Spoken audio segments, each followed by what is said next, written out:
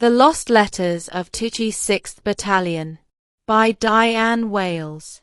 It's amazing what you can pick up at a car boot sale: bits of costume jewelry, box set DVDs, an old envelope stuffed with letters.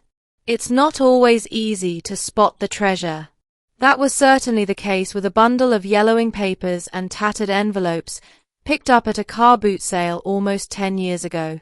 It was only when they reached the hands of keen genealogist and military history enthusiast John Caffery that their true worth came to light. John, who lives in Washington, Durham, invited I Love North Shields to take a look at just a few of the old letters that he's been researching for 8 years and to explore the North Shields connections. Their historical significance left us speechless. The letters were written by men who'd fought with the 6th Battalion of the Northumberland Fusiliers and their families. Some were written by men in the trenches, seeking to reassure their loved ones back home. Others were written after the war by grieving widows and parents.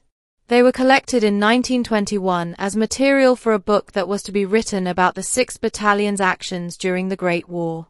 Sadly, the book was never completed and the letters looked destined to be lost, only to reappear almost 100 years later as a car boot sale find. When I visited John, his dining room table was piled high with years of research to uncover who the men were and find out about their lives. John told me how important it is that we remember these young men and what they went through. It's so important that we don't forget our history.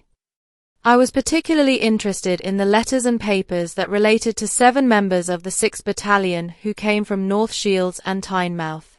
One letter in particular caught my eye. William John Black was aged 25 when the 6th Battalion, made up entirely of volunteers, sailed to France. The crossing was calm and the men expected to spend a few weeks training when they reached French soil. But there'd been heavy fighting near Ypres, in Belgium, and reinforcements were needed after the first use of poison chlorine gas by the Germans. And so, just 6 days later, on the 26th of April 1915, the battalion found itself engaged in intense fighting, advancing towards the village of St. Julien. Their losses were dreadful, with almost half the battalion either killed or wounded. 3 days later, William sat in a trench and took several small sheets of paper and a pencil from his pack. With steady, small, neat handwriting he sent news back home to his father, in Cleveland Road, North Shields.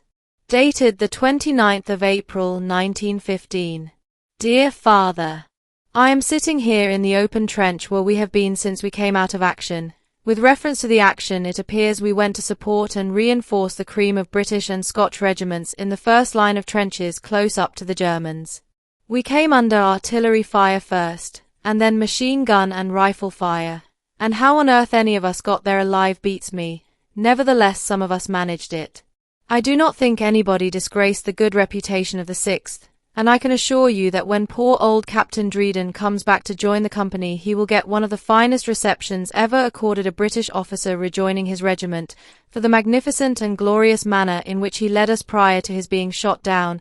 Of course we were all naturally a little put out when we arrived in the trenches which we reinforced, as there appeared to be so few of us left, and our casualties may appear large at present, but the bulk of our men are only slightly wounded. I understand we have been congratulated in divisional orders by the Canadian General, and if all rumours be correct we will be mentioned in dispatches, so I think we have done our little bit for Old England, and are still prepared to do more if necessary.